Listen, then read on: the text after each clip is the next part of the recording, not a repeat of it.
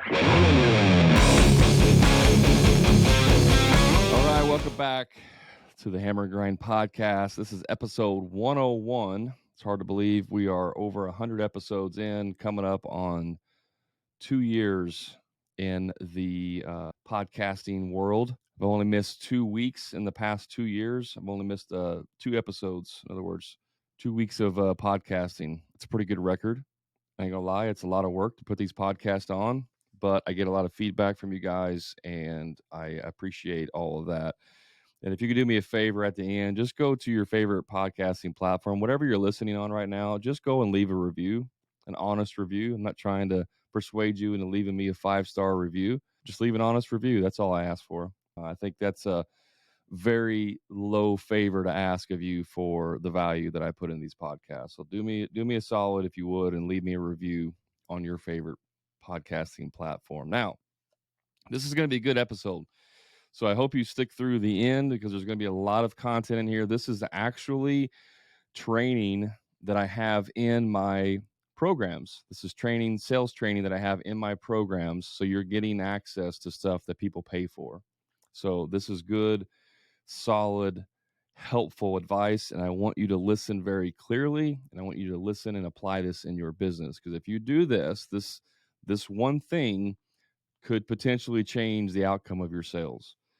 So what do? How do we win more jobs? How do we increase our sales closing rate? Well, here's the thing that you need to understand about sales. Most of us believe that as long as we handle the 3 main objections, 2 top ones, and there's kind of a third one there, but the 2 top objections are going to be price and time, right? Price meaning what's it going to cost. Time is like how far booked out are you? Is it going to be 6 months from now? I need it done in 2 weeks. Okay, we can't help you. Those are the 2 main objections that almost every single person who's ever had a sales call with a customer knows, like, those are the most common objections, right? And so we know that we can't really help the time objection too much. I mean, there's a few things you might be able to do to try to work it into their schedule, but if they need it done right away and you're booked out, it's just not going to happen, right? That is a deal killer for sure. The price one is one that most of us get wrong. I mean, we just totally get the price one wrong. But before I get into that, I want to go to the third one that we hear a lot of, which is the spouse. They have a spouse or a partner that you have to basically convince. One of them wants the work done. They like your price, time. The other one doesn't. And so we have this spouse that we have to try and convince. And so those are like the 3 main objections that we come across with customers, right? I think most of you would agree with that. You're probably nodding your head or saying yes to yourself right now. The problem is that is not even like remotely close to how many objections that clients have. Those are just the 3 that we identify with. Your clients have way more objections than that, but they don't call them objections. A lot of times they call them concerns. They have concerns about things of their project. They have concerns about you as the contractor. They have concerns about your ability to do the work. Okay. And so this is why it's important to understand that what you're trying to solve the problem for, which is price, time, and spouse, is that is not really the full scope. You're only solving, maybe 25% of their total concerns. Now, don't get me wrong. Price is one of the biggest ones. It's not the biggest one, but it is one of the biggest one. And time is also one of the biggest ones. But for most people, price usually is about 3rd on their list, and time is usually about 2 on their list. But we know a lot of contractors, we believe it's price. It's all about price. Price. I got to be competitive. Everybody else out there is doing it for half price. I can't raise my prices, Brad, because everyone else is cheaper than me. That's all BS. That's all head trash. That's a limiting belief that you have. It's fixed beliefs that you have around something that is absolutely not true. And I know this because I've experienced it in my own business, and I teach contractors how to do this every single day, and they do it with success. But, You've never had official sales training. You've never done anything to improve yourself, but you are the expert and know that that is what's most important. Bull crap. Bull crap. That's your pride and ego right there. All right, I digress. Let me do some deep breaths here to try to calm myself down. I promised I wasn't going to get fired up on this one. I can't help it.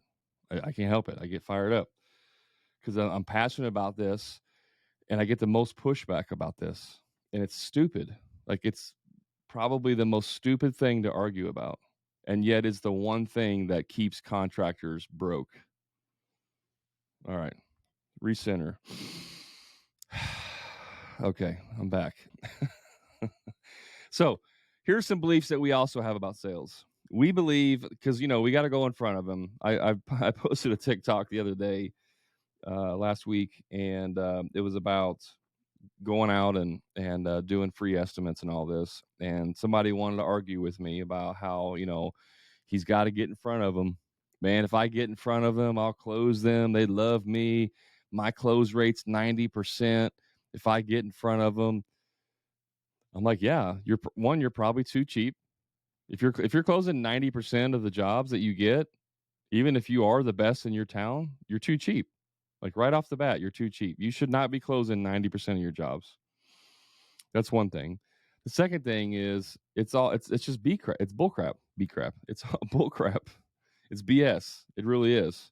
And so they want to argue with me about this all the freaking time. But yet they've never tried anything else. They've never tried to do anything else, but they know for a fact that this is the only way that works. So the saying that they like to hang their hat on is, if it ain't broke, don't fix it. Well, I like the Japanese version of it, which is, if it ain't broke, it's outdated. So just because it's worked for the last 20 years, 50 years, 100 years, doesn't mean that going forward with new technology, new ways, new demands on people, that's always going to work. If that's the case, then we would still be riding horses everywhere. We wouldn't have vehicles and airplanes. We would just ride horses, because why fix it? Horses work, right? So it's this limited belief that we put on ourselves as to, I can't try something new. No, I can't do that because this has worked for so long. Why would I want to save 10 to 20 more hours a week of my time, Brad? Why would I want to be able to save 20 hours a week when I can just go out and get in front of them and close people? I mean, why would I want to save 20 hours? I love wasting all my free time. I love it. It's just the cost of doing business. You just put that in your overhead, and you penalize the ones that do hire you. You just make them pay for the ones that don't hire you. That's how you do it. That's the way you run a business. Bull crap. That's the way you stay broke. That's the way you stay small. And that's the way you don't grow. It's the way you just stay in your broke mindset. By the way, if you're listening to this right now and you're broke, you're a broke contractor, the reason why you're broke is because your mindset is broke.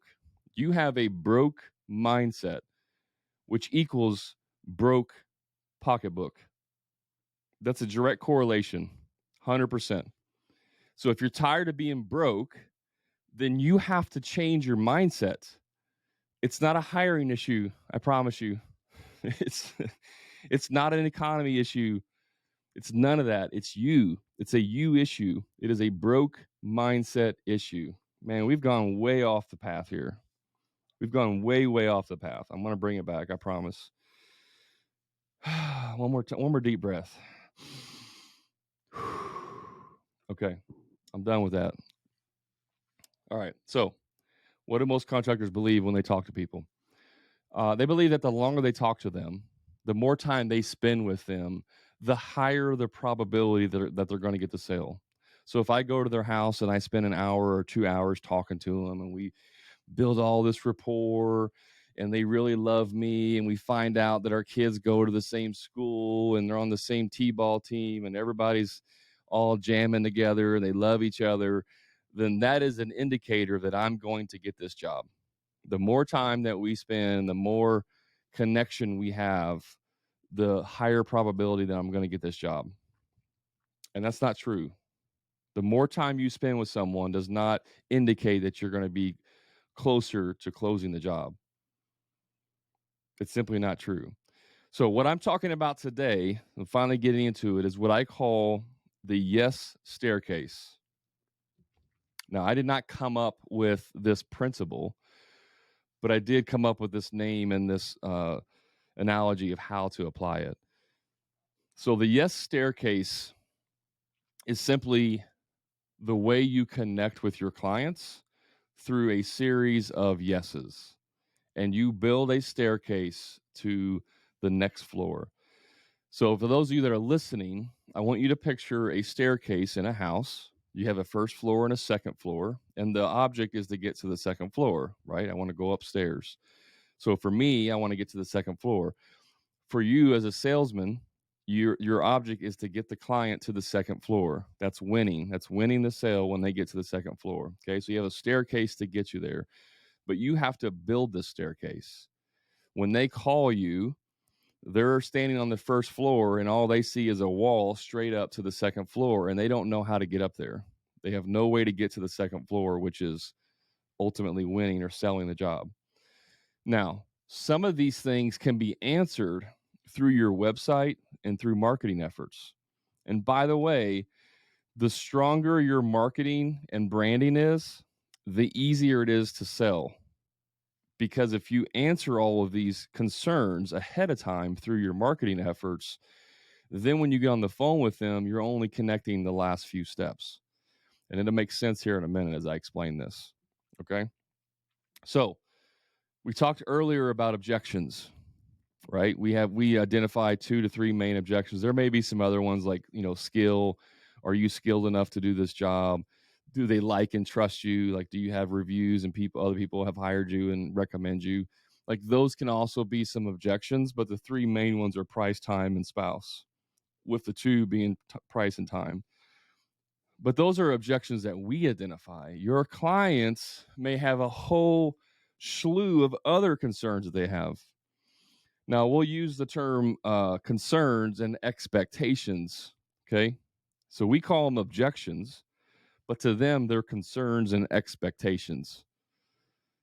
They may have expectations about how you're going to do something based on their experience with other contractors, or based on their experience or your experience with one of their friends.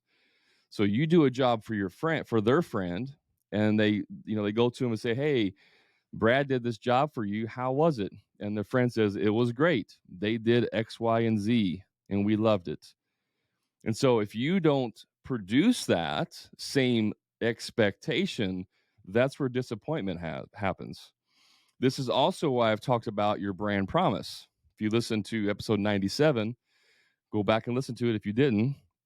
But when you're talking about your brand promise, you have to make sure that you have consistency with your brand. Because if my client's neighbor recommended us because we did job for their neighbor and we don't live up to that same expectation, that is a disappointment. Doesn't matter how good of a job you do. If the neighbor says we got X, Y, and Z and you only deliver X and Y, they are disappointed. There's a certain level of disappointment there because you didn't meet that expectation. That's your brand promise. But when it comes to selling, your customers have expectations or concerns. All of them do. Every single person that ever calls you has expectations and concerns. Now, going forward on this podcast, I'm just going to call them all concerns because I'm not going to separate them as an expectation or a concern. I'm just going to label them as concerns. Okay. Your clients have concerns about certain things to them, and they're probably things that you've never in your entire life thought of unless you've experienced this with other clients. Now, what are some of those concerns that they may have? Well, they're unlimited. I mean, there can be hundreds of concerns that they have, but you won't know that unless you learn how to ask the right questions. You won't know that unless you learn how to use calibrated questions, how to employ tactical empathy, how to use labeling and mirroring to get more information out of them. If you don't know those things, if you don't even know what those things are, then you're already behind the power curve. All right. You're already behind in your sales process. So what are concerns that they may have? And this is not an exhaustive list. This can be this may only be 5% of them. Okay. Concerns. And these are not like rated, like one concern is going to be, 80% of what's important to them and the other one's only 10%. Like you won't know what's what. There's no rating on these of like one has more weight than the other unless you find out, right? So some of those concerns are going to be price and time and skill. Like they're going to have those for sure. Those are going to be concerns. But they may be concerned if you're licensed. Are you licensed, bonded, and insured, or whatever your state requires?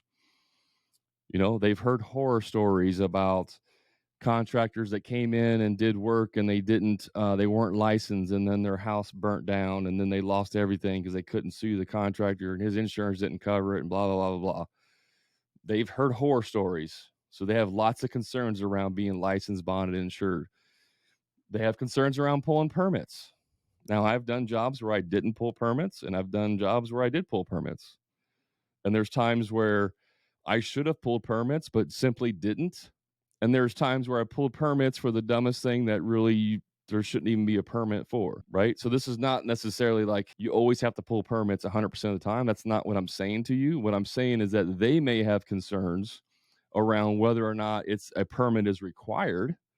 Maybe it's not required in your state, city, or county, but they may have concerns about that. If they talk to a neighbor about their project, I'm trying to think of a scenario. Let's say they want to build a deck, and I always see this on Facebook groups. It cracks me up because somebody in New York City will ask a question about, do I need permits?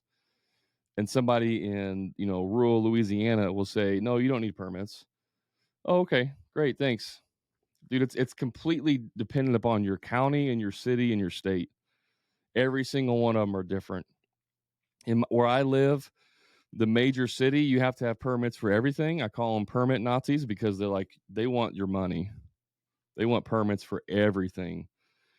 One county over where I live, which is not even 10 miles away, like 10 miles and you're into the city, they don't give a crap. Like as long as you have insurance and you have like an actual legitimate business, they don't give a crap what you pull permits on or whether you're licensed. Like it just depends. It completely depends. But if their neighbor says, hey, do I need a permit for my deck? And he says, yeah, you do. And maybe you don't. Maybe your county or whatever you live doesn't require a permit for a deck, but they're convinced that they need to pull a permit. And you come in and say, no, you don't need to pull permits. Or maybe it's the other way around. Maybe you say you do need to pull permits and the neighbor said you don't. You're going to have a clash there of like, they might believe you're lying to them. Right. But if you've never addressed that and they don't bring it up, and then after you like get ready to sign the contract and they go, oh, by the way, are you pulling permits on this job? And you say, no, it's not required. Wait a minute. That's not what I heard. It's a red flag. Right. That's just a basic example. They may have concerns of you making dirt in their house, making their house dirty. I remember one time I had my ducts cleaned. When my wife and I bought this house, we bought it on a short sale, and I remodeled the whole house over several years. But once we got the majority of the remodel done, we had our ducts cleaned out because we knew there was just dust and stuff. We weren't living there. The house was vacant, so I wasn't worried about protecting everything. So we knew we had dust in the vents. We hired a company to come out and clean the ducts. And when they got there, I was like taking them around the rooms. I said, here's the vents, here's the vents, here's the vents, blah, blah, blah, blah. Well, I didn't specifically tell them that there was a return air vent in the kitchen up high on the wall. I assumed that they would know that they're supposed to go and check. Apparently, they just relied on me to tell them where every single vent was in the house. So when I got home that day from them cleaning, there was like an 1/8-inch thick layer of dust, and our entire kitchen was covered because they didn't block off the return air vent when they were blowing the air through the vent. That was a concern. Like, I'll never hire that company again, and we haven't, because of that one little thing. That was an experience I had, which was a bad experience, and so it was a concern of mine. So when we had our ducts cleaned last year again, I asked the company specifically, do you go around and check all the vents? Like, I can show you where the majority of them are, but will you go in and check it? And they go, oh yeah, for sure. We'll definitely go in and check everything in the room. Why would I say that? Because I had a bad experience in the past, and now it's a concern of mine. I don't want to have that same experience. It can be just plain old dirt. If you're going in a remodel in a bathroom and you're doing demo and you don't set up plastic everywhere, you don't set up dust containment, you're going to get dust in the house. Some of you don't do that. Why? I don't know. Like, you should be. That's a value add. But that can be a concern of theirs. Are you going to make dust? How are you going to control the dust? They may have concerns about animals. We did a job one time, and probably our fault for not making sure, but they had a cat, and they were just like, the cat's fine. If it gets outside, no big deal, but try to keep it in the house if you can. We're like, okay, cool. We tried our best to keep it in the house, but sometimes when you're going in and out of the front door 100 times, the door doesn't close all the way. The wind blows it open. You're out of the trailer for 5 minutes looking for something. Something similar to that happened. The door was open, and we saw the cat run out into the yard, right? And we're like, okay, crap. We spent like 20 minutes trying to get this stupid cat back in the house. Couldn't get it in the house. We're getting ready to leave because we're done. It's at the end of the day. And I finally called the customers like, hey, the cat got out. And they're like, okay, no problem. I'll have our neighbor down the street come down and let them in. They know what to do. It wasn't like a major problem. But if that cat got out and got hit by a car or something, that would have been a big deal. So they may have had experiences with animals getting outside and getting ran over. When I was a little kid, I had a puppy. We got a puppy. It was like, 8 weeks old. And then 2 weeks after we got it got ran over. I still traumatized about that. So like I get very stressed out about our dogs getting outside and running off. I don't want to get hit by a car because it was a traumatic experience for me as a kid. They may have concerns about that. They may have concerns about theft. Did a job one time when I was working for a company. Wasn't my company. I was working for a company, and we hired a drywall finisher to come in to hang and finish drywall. And he had a kid working for him who had a history. And sure enough, while they were working there, the customer's phone disappeared. But of course, he didn't take it. You know what I mean? Like, he didn't do anything. It just happened to disappear the 2 hours they were there that day. So theft. They may have concerns of theft. They may be concerned about employees or subcontractors that you have. Are you doing the work yourself, or do you use employees, or do you have subcontractors? Do you trust them? I don't want somebody that's not going to be there. If you have a subcontractor, I want you to be there while they're there. Those may be concerns you have to address. Who has access to the house? Are you going to go, if I give you a key, are you going to go make 100 keys and give everybody access that can come back at any time and break in? That may be a concern. Do they have special needs kids? I did a job one time where they had 2 adult male special needs kids, and we had to take extra precaution to handle that. But the concerns can go on forever, like nonstop. It could be the dumbest thing that you think is dumb, but to them is very critical and important. And the thing is that sometimes they might be embarrassed, or they may think it's not that big a deal, so they don't ask you or they don't bring it up. But if you're not able to identify these things, it's going to hurt you in the sales process. And so how does this all play into the yes staircase? Well, we're back to the original scenario where you and the customer are standing on the first floor, and you got to build the staircase to the second floor. So through calibrated questions, through labeling, through mirroring, through asking for permission, through all the techniques that we teach in the Sales Accelerator program, you're going to find out what's important to them, what concerns they have, what expectations they have. Okay. And every time that you're able to give them a solid yes, in other words, the concern is, are you licensed and insured? And you say, yes, we are. Boom. That's a check. They're checking it off of their list of concerns as meets the concern, meets the expectation. So you're giving them a yes. And every time you say yes, you build one step. So you've built the first riser and tread, the first step. Okay. The next time you're able to answer yes or check a concern off, we have animals. How do you guys, how do you handle animals? Well, this is what we do. We do X, Y, and Z, and we ask you to do this so that your animals don't get scared or get lost. And they say, "Cool, that makes me feel better." Check. That's a yes. You just built another stair. Okay, and so every time that you're marking off or checking off these concerns, every time they're getting a yes, you're building this staircase. And the more yeses that you can check off, the higher the stairs go. And if you are able to check off every one of their yeses, you've effectively built a staircase to the second floor. They now have a path, a very clear and visible path to get from the first floor to the second floor without any objections or any concerns or any problems that they see. And so all they have to do now is walk up the staircase and then step on the second floor and hire you. This is the yes staircase. And if you understand this principle, you will be able to increase your sales drastically, like like by tens and 20s of percentages. Okay. This is kind of a secret formula, if you will, secret principle, but most people never think about this. They think about the price and the time. And that may be all they care about. They may only care about price and time.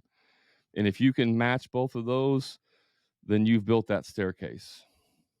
But what happens when you don't check off all of their concerns? Well, you're not building a complete staircase. So maybe they have 3 concerns that you didn't check off, whether you didn't know about them or you can't effectively check it. Yes, maybe they say, are you licensed? And you say no. Well, then you can't check that off as a yes. So you can't build that staircase. You can't build that next step. So maybe you miss 3 or 4 concerns they have through the sales process. And so now there's a gap. Now the stairs is not built all the way to the second floor.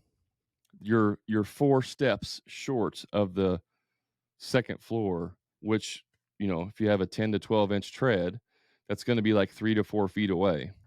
If you know anything about stairs, which I hope you do because you're a contractor, but if you're, 3 to 4 feet away because you're 3 to 4 yeses away, now you have a gap.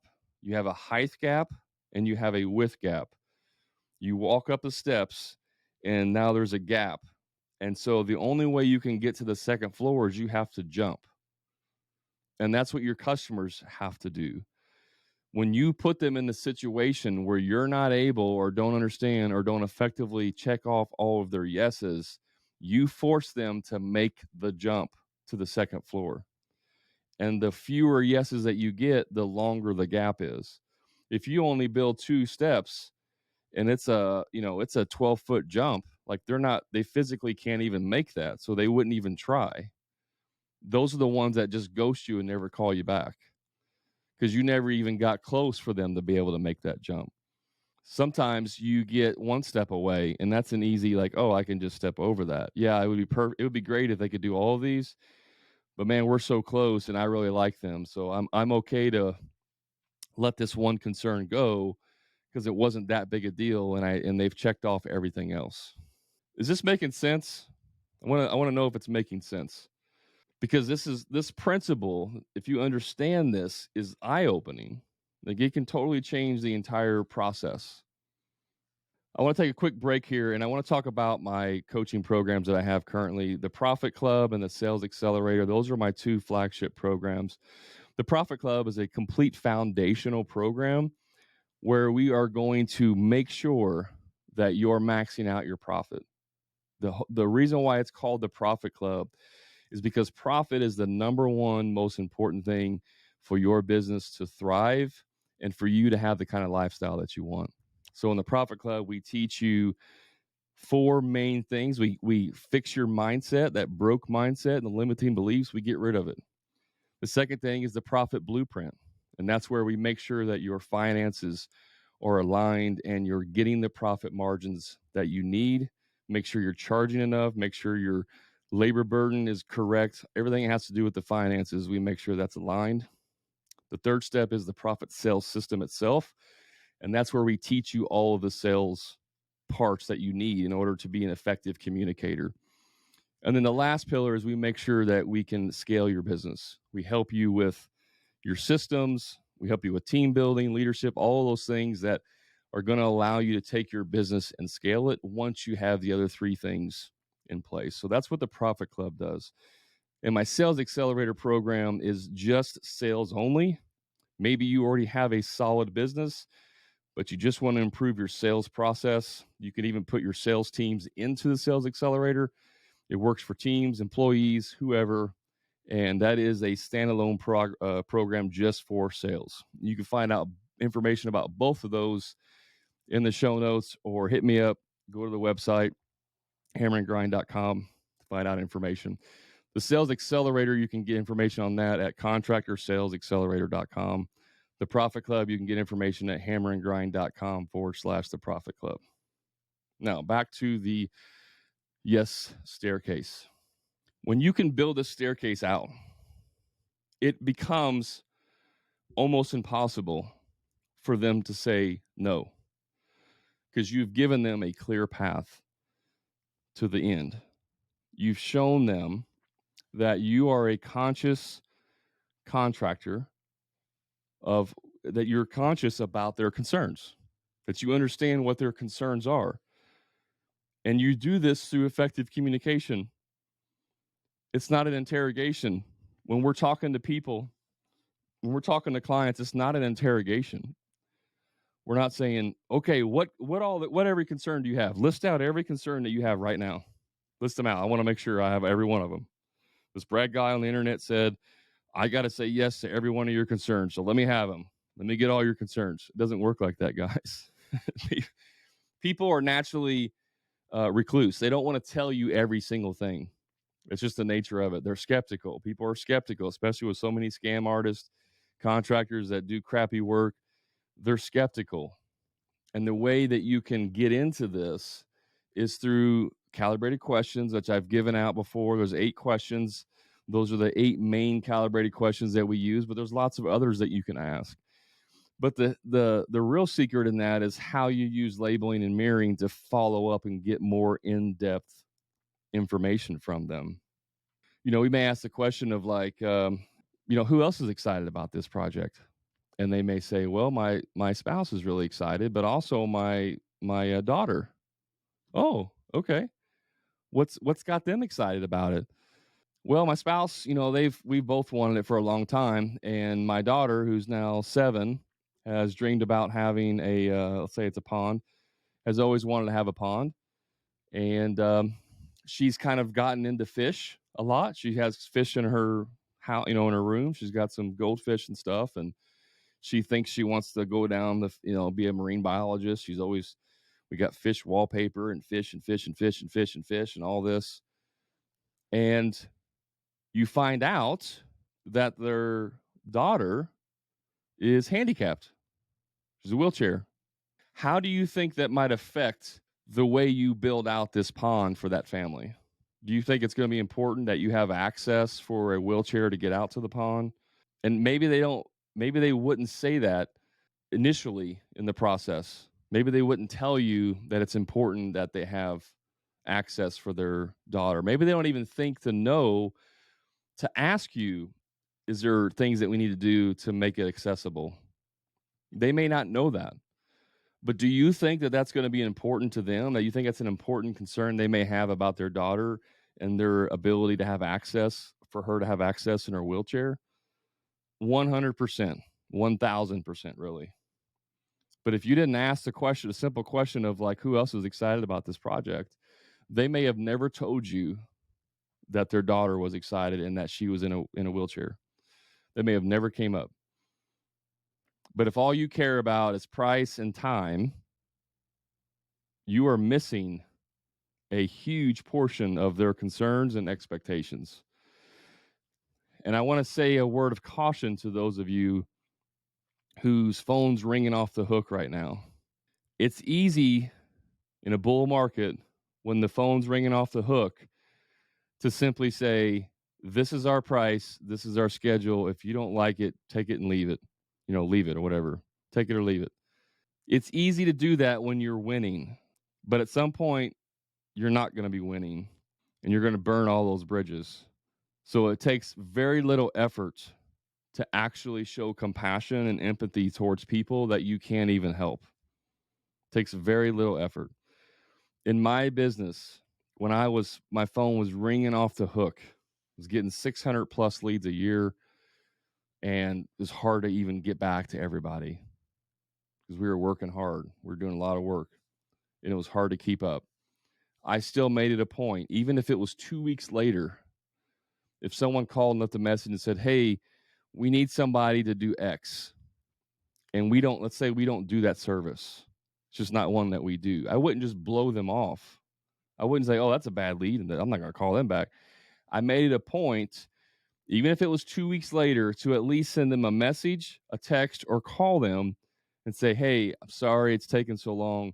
Just wanted to get back with you and let you know that we don't offer that service. But here's some people that might be able to help you.